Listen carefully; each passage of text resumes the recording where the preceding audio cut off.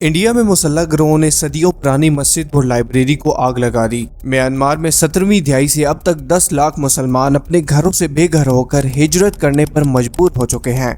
China में बच्चों को इस्लामी तालीम हासिल करने पर जेल में डाला जाता है। शाम, इराक, यमन, लेबनान और फलस्तीन में हम महीनों से जो वाक़यात देख रहे हैं, जैसा कि आप सुन रहे हैं कि दुनिया में कहीं न कहीं मुसलमानों पर जुल्म हो रहा है। हजारों कत्लो गारत और ज्यादती का शिकार हैं। लगता तो ऐसा है कि इन मजालिम की कोई इंतहा ही नहीं है। आपका सवाल होगा कि क्या हम पूरी दुनिया में 2 अरब मुसलमान नहीं हैं? हम अपने बहन भाइयों की हिफाजत क्यों नहीं कर सकते, जबकि दुनिया में कोई भी ऐसी स्टेट नहीं है जिसकी आबादी मुसलमानों की तादाद से ज्यादा हो। हम इतने कम क्यों नजर आते हैं? हमने कब अपनी आवाज को इतना खामोश होने दिया? हम इतने पीछे कैसे रह गए? ऐसी बहुत सी चीजें हैं जो आप देख नहीं पा रहे। आज हम इन सवालात की वजूहात तलाश करेंगे और हम खुद वजूहात में से इनका हल निकालेंगे, क्योंकि जवाब बिल्कुल इन वजूहात में पोशीदा है। Every empire has a beginning. ये अपनी सी चालें चल रहे, अल्लाह भी अपनी चालें चलेगा और अल्लाह से बेहतर चाल किसकी होगी। दुनिया को है फिर मार कर रूह बदन पेश, तहजीब ने फिर अपने दरिंदों को उभारा। अल्लाह को बामर्दी मोमिन पे भरोसा, इब्लीस को यूरोप की मशीनों का सहारा।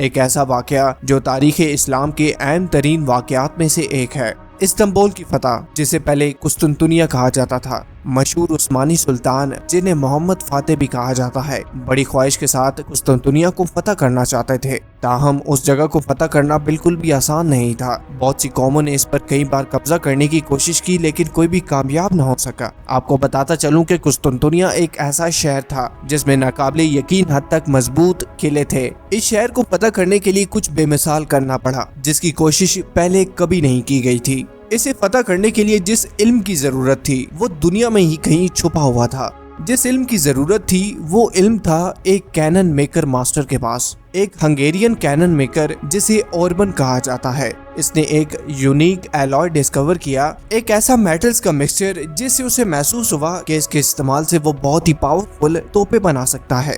इस दौरान ऑर्बन को मालूम हुआ कि मोहम्मद फातेह कुस्तुनतुनिया का मुहासरा करने वाला है। वो उस नॉलेज को बेचने का इरादा रखता था, लेकिन सुल्तान मोहम्मद फातेह को नहीं। वो सबसे पहले बाज़ंतीनी शहंशाह के पास जाता है। वो वहाँ जाकर उनसे कहता है, मैंने एक नई किस्म का एलॉय ढूंढा है। इस इन्वेंशन के साथ तोप के गोले ज्यादा मजबूत होंगे और वो ज्यादा दूर तक मार कर सकेंगे।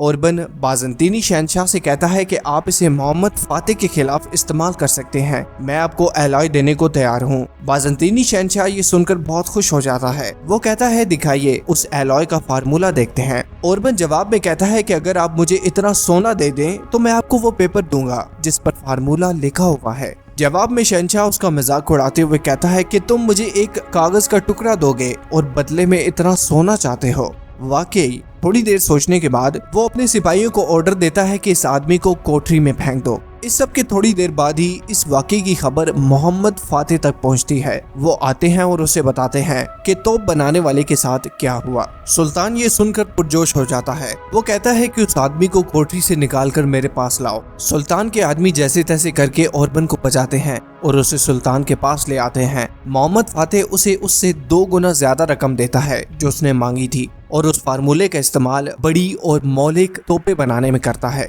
फिर कुस्तुनतुनिया का मुहासरा शुरू होता है और इस इंतहाई तबाहकुन हथियार की बदौलत शहर की दीवारें गिरा दी जाती हैं और आखिरकार शहर फतह हो गया। जरा गौर करें, जो कुछ सदियों से हासिल न किया जा सका वो आखिरकार उस हथियार के जरिए पूरा हो गया। अब आइए इसकी ऑपोजिट सिनेरियो पर गौर करते हैं। अगर बाज़ंतीनी शहंशाह पहले ही तोप बनाने वाले को कह देता कि ठीक है, ये सोने के सिक्के रखो और मुझे हथियार बना दो, तो नतीजा बहुत मुख्तलिफ होता।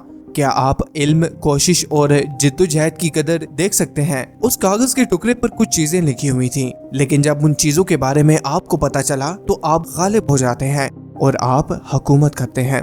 इसके बाद मोहम्मद फातेह ने इस्तांबुल में नॉलेजेबल और इंटेलिजेंट लोगों को जमा करने की पूरी कोशिश की। वो अपने दौरे हुकूमत में ऐसे लोगों को गोल्ड दिया करता था कि आओ यार मेरी रियासत में आओ।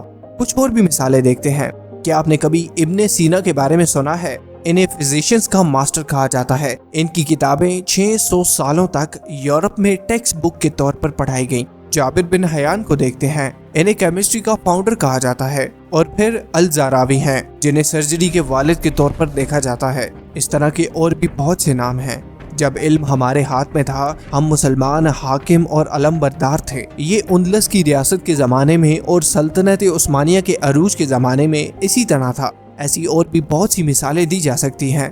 एक तरफ मुसलमान एक क्वालिफाइड और नॉलेजेबल शख्स बनने का इंतखाब कर सकता है, दूसरी तरफ वो किसी ऐसे शख्स का इंतखाब कर सकता है जिसने कभी खुद को तरक्की नहीं दी, जिसने कभी कुछ नहीं सीखा, जो सिर्फ खाता पीता सोता और सिर्फ मजे से जीता है। जब मुसलमान बाशऊर, अहल और काबिल हो जाते हैं, तब हालात बेहतर होने लगते हैं, क्योंकि हमारा मजहब खुद हमें ये औसाफ रखने को कहता है। क्या आपने कभी कोई ऐसी आयत सुनी है कि इल्म से दूर रहो, या फिर कोई हदीस कहती है कि सिर्फ इबादत करो, रिसर्च ना करो, खुद को इम्प्रूव ना करो? मेरा कहने का मतलब है कि साइंसदानों को इस्लाम में चुड़ैल या फिर भूत नहीं समझा जाता। इसके बरक्स हमारे नबी का फरमान है कि इल्म हासिल करो, चाहे तुम्हें चीन ही क्यों ना जाना पड़े। कुरान हमें बार बार सोचने और रिसर्च करने पर एनकरेज करता है। कुरान में ऐसा बार बार कहा गया है। क्या वो गौर नहीं करते?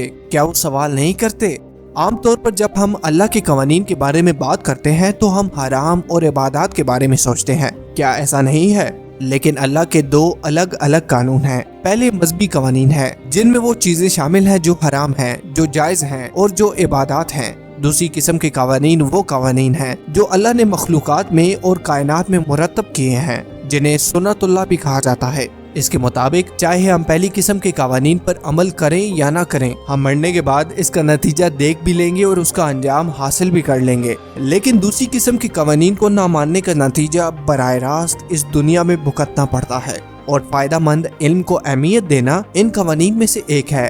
तो बैसियत मुसलमान वो कौन से बुनियादी कवानीन है जो हमारी जिंदगियों को कमजोर करते हैं? एक अजीम इस्लामी स्कॉलर बदियुज़्ज़मान सैयद नुरसी इसका जवाब एक मुख्तसर बयान के साथ देते हैं। हमारे दुश्मन जहालत यानी कि इग्नोरेंस, गुर्बत यानी कि पॉवर्टी और तनाज़ात यानी कि कॉन्फ्लिक्ट हैं। इन तीनों दुश्मनों के खिलाफ हम फन यानी कि आर्ट, इल्म यानी कि नॉलेज और इत्तेहाद यानी कि यूनिटी के हथियारों से जिहाद करेंगे। तालीम और इल्म क्या कर सकता है, हम इस पर पहले बहस कर चुके हैं। इल्म के जरिए सुल्तान मोहम्मद फातेह का कारनामा, लेकिन बाकी दो का क्या होगा? गुर्बत और तनाज़ात। कॉन्फ्लिक्ट यानी कि तनाज़ा कहने से बदियुज़्ज़मान का क्या मतलब है? इसका मतलब है अलहदगी और तकसीम। एक कहावत है जो मुसलसल चलती आ रही है, जब दो हीरोज आपस में लड़ते हैं तो एक बच्चा भी उन दोनों को हरा सकता है। यानी कि जब हम बैसियत मुसलमान या मुस्लिम अक्सरियती रियासतें एक दूसरे के साथ मुसलसल टकराव में हों, जब हमारे दरमियान झगड़ों और तनाव का माहौल हो, हम मुत्तहिद नहीं होंगे और एक दूसरे के साथ खड़े नहीं होंगे तो हम पीछे रह जाएंगे। और फिर जब मुसलमान आपस में लड़ेंगे, क्योंकि जब हम तकसीम होते हैं तो उनके लिए हमें शिकस्त देना आसान हो जाता है। जैसा कि अमेरिका और इसराइल तो नाचते होंगे कि सऊदी अरेबिया और ईरान आपस में दुश्मनी करते हैं। अगर ये दोनों मुस्लिम ममालिक एक हो जाते हैं तो ये क्या कुछ नहीं कर सकते। दूसरे लफ्जों में अपने अंदरूनी झगड़ों और अना की वजह से हम खुद को कमजोर कर रहे हैं। आजकल बहुत से लोग इस्लाम पर हमले कर रहे हैं। मुसलमानों पर मुसलसल हराम, मीडिया पर anti Islamic post, social media पर हार्मफुल कंटेंट और बहुत से तरीकों से हमला हो रहा है। लिहाजा किसी वाक़े की बड़ी तस्वीर देख ना पाना, इन खतरात से आगाह न होना, दूसरे लफ्जों में तालीम की कमी और तकसीम का बाइस बनता है।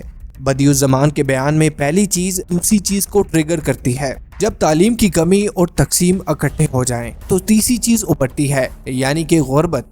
क्या आपने कभी सोचा है कि दुनिया में कितने मशहूर ब्रांड्स मुसलमानों की मिल्कियत हैं? हमें इस बात का वाज़ेह जवाब उस वक्त मिला जब इसराइल के खिलाफ बाइकॉट लिस्ट शाया हुई।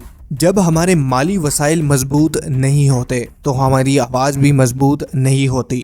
मशरिक़ वस्ता का मुतालिया करने वाले एक रिसर्चर का कहना है कि मैंने देखा है कि जहाँ गुर्बत ज्यादा होती है वहाँ जराइम खुद ब खुद बढ़ जाते हैं। कत्लो गारत, चोरी चकारी और धोखाधड़ी वगैरह। मुल्क जितना गरीब होगा जराइम उतने ही ज्यादा होंगे, क्योंकि कोई भी इंसान जुर्म करने की ख्वाहिश के साथ पैदा नहीं होता। ये आमतौर पर माली वजूहात की वजह से होता है। अगर आपके पास वसाइल मौजूद हैं तो आप आसानी से अपने मसाइल हल कर सकते हैं اگر نہیں، اور خاص طور پر اگر آپ کی مذہبی تعلیم کمزور ہے، تو لوگ تشدد کا سہارا لینے اور جرائم کی طرف مائل ہوتے ہیں۔ بے شک یہ کہنے کی ضرورت نہیں ہے کہ غربت کم معیار کی تعلیم کا باعث بنتی ہے، جو پھر تقسیم کا باعث بنتی ہے۔ اگنورنس یعنی کہ جہالت، غربت یعنی کہ پاورٹی، اور ڈویژن یعنی کہ تقسیم ایک دوسرے کو ٹریگر کرتے ہیں، لیکن ان کے اپوزٹس بھی ایک دوسرے کو ٹریگر کرتے ہیں، یعنی کہ اگر ایک چیز بہتر ہوتی ہے تو دوسری چیز خود بخود بہتر ہونے لگتی ہے۔ لیکن سوال یہ ہے کہ کیا ان تمام واقعات کا رخ بدلا جا سکتا ہے؟ ہاں بالکل۔ میرے بھائیوں اور بہنوں، خزاں کے موسم کو زندگی کا خاتمہ مت سمجھو۔ یاد رکھیں کہ جب کوئی درخت اپنے پتے جھاڑتا ہے تو اس کی جڑیں مستقل طور پر خشک نہیں ہو جاتی، بلکہ موسم کی وجہ سے ہوتا ہے۔ جب بہار دوبارہ آتی ہے تو درخت کے پتے دوبارہ نمودار ہوتے ہیں، سرسبز ہو جاتے ہیں، اور اس کے پھول بالکل پہلے کی طرح کھلتے ہیں۔ مسئلہ یہ نہیں ہے کہ ہمارے مخالفین بہت زیادہ پاورفل ہیں، مسئلہ ہماری عدم توجہ کا ہے۔ یاد رہے کہ رات کی وجہ اندھیرے کا گرنا نہیں، بلکہ سورج کا نکل جانا ہے۔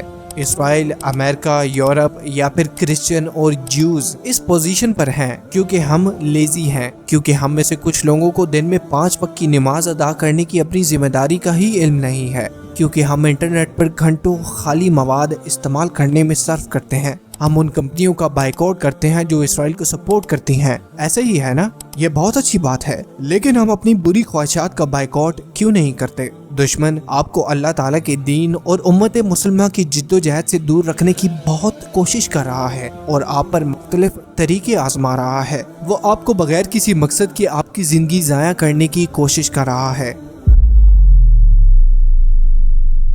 کوئی کوشش نہ کرنا، تاخیر کرنا، ہر طرح کے بہانے بنانا۔ خدارا جاگ جائیں، تاریخ میں بہت سی قومیں نیست و نابود ہو گئیں، آج انہیں کوئی نہیں جانتا۔ زمین کے اندر شاید ہی ان کی ہڈیاں بھی آپ کو ملیں۔ ڈر تو اس بات کا ہے کہ کہیں ہمارا حال بھی ویسا ہی نہ ہو، کیونکہ وقت گزرنے کے ساتھ ساتھ ہمارے دشمنوں نے ہم سے اسلام کی اچھی خوبیاں چھین لی ہیں، اور ہم نے ان کی برائیاں اپنے اندر سمیٹ لی ہیں۔